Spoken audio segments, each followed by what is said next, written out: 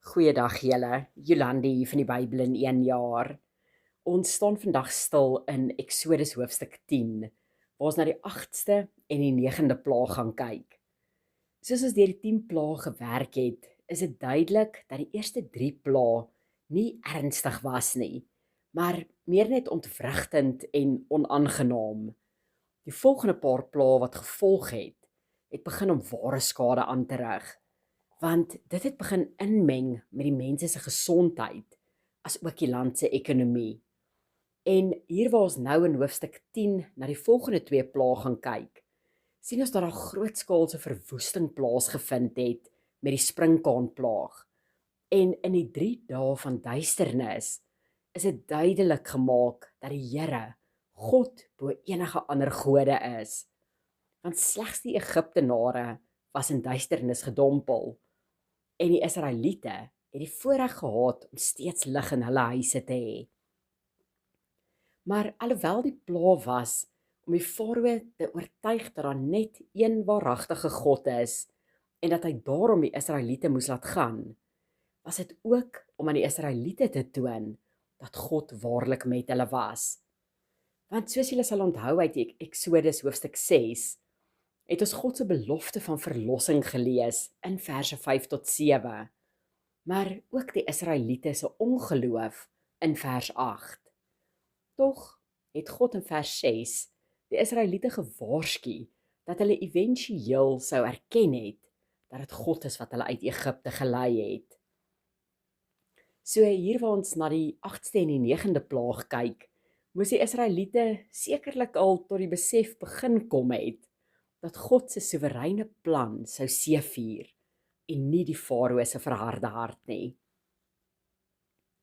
In verse 1 tot 20 lees ons van die sprinkaanplaag wat verwoesting oral deur Egipte veroorsaak het. Nou, ek weet nie of julle weet hoe so baie sprinkane op een plek lyk nie, maar ek het 'n redelike ontnigtering oor die verwoestende effek hiervan gehad toe ons so 'n paar jaar terug deur 'n enorme sprinkaanswerm gery het iewers in die Noord-Kaap. Daar was so baie dat dit gelyk het of ons deur 'n swart wolk beweeg het. En uit die Farao se dienaars se reaksie in vers 7 kan ek sien dat die waarskuwing van die sprinkane hulle bitterlik benoud gehad het. Want hulle sê vir die Farao: "Hoe lank sal die man vir ons 'n stryk wees? Laat die manne trek, dat hulle die Here hulle God kan dien. Weet hy nog nie dat Egipte te gronde gaan nie?" Tog ten spyte van die dienaars se reaksie op die nuus, gee Farao net gedeeltelike verhoor aan die versoek en verhard hy eintlik net sy hart verder. En ek besef uit Farao se aanhoudende teenkanting en onwilligheid om reggehelp te word, dat hierdie tipe houding elkeen van ons op die lang termyn baie duur kan kos. Want in Farao se geval gaan ons die prys hiervan in die 10de plaag sien. In verse 21 tot 23 lees ons van die duisternis oor Egipte wat 3 dae lank geduur het. Maar dit was nie net 'n gewone donker nag nie, want mens kon daarna gryp, of soos ons in die Engelse vertaling lees, mens kon dit voel. En tydens hierdie duisternis was selfs die Egiptenare se poging om kunsmatige lig te produseer deur kersse of lampe uitgedoof. So die Here se oordeel oor Egipte was aanvoelbaar in hierdie duisternis.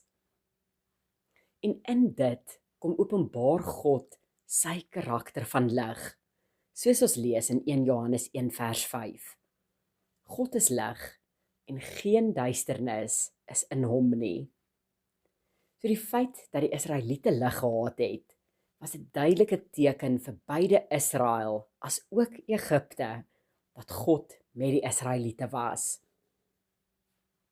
Die hoofstuk sluit af met Farao se laaste poging om te onderhandel met Moses, deur al die kinders van Israel toe te laat om in die wildernis te gaan aanbid, maar op voorwaarde dat hulle geen vee met hulle mag saamneem nie. Moses het egter reeds besef dat God nie van kompromie hou in ons karakter nie, En daarom maak hy dit duidelik dat niks in Egipte kan agterbly nie, wanneer die Israeliete éventueel Egipte verlaat. En hierin lê vir elkeen van ons 'n laaste belangrike les uit hierdie hoofstuk. Halwe gehoorsaamheid is eintlik maar net steeds ongehoorsaamheid. Want wanneer ons die Here dien, het ons nodig om ons alles te gee. Selfs al beteken dit dat ons teen ons eie farao's in die lewe moet opstaan. Mag julle elkeen 'n geseënde dag hê. Totsiens.